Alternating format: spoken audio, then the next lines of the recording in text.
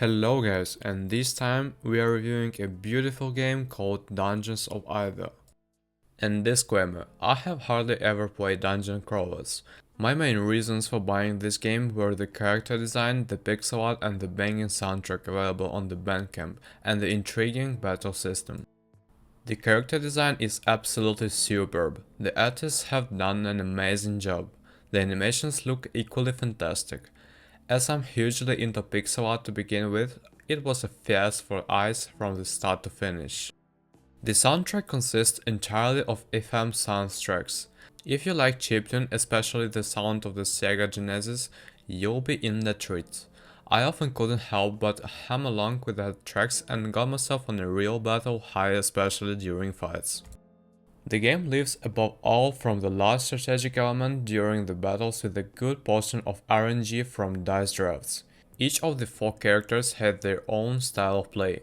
I had to adjust to that at first, but once I had internalized the mechanics, most of the encounters with enemies in the dungeons were quite doable.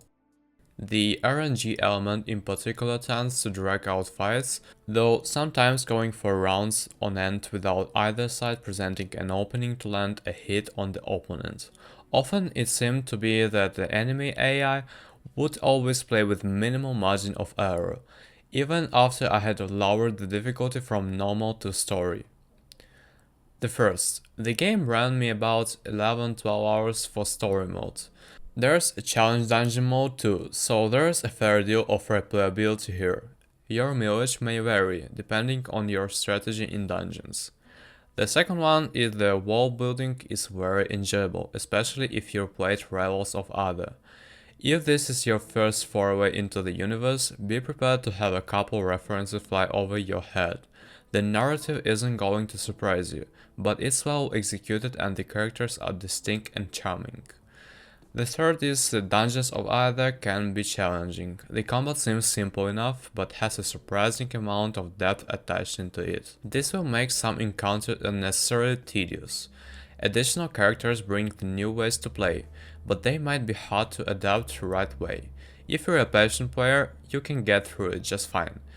If you're having trouble though, the difficulty is adjustable at any time. The first is the music in the game. Oops, all bangers. Dungeon crawling and dice rolling can get tedious, but the music is so good that you might not realize it.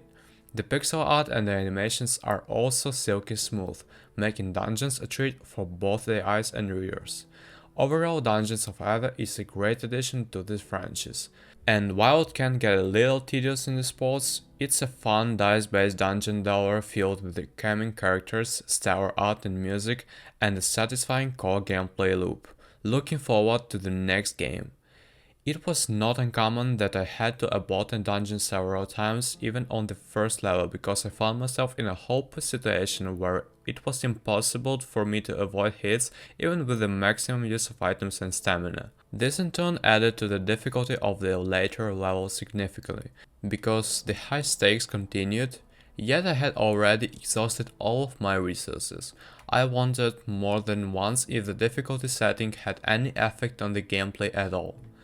The mechanics of the battle thus largely fall under, is it alone hard to master, the latter being more a result of the relentless enemy AI and heavy RNG.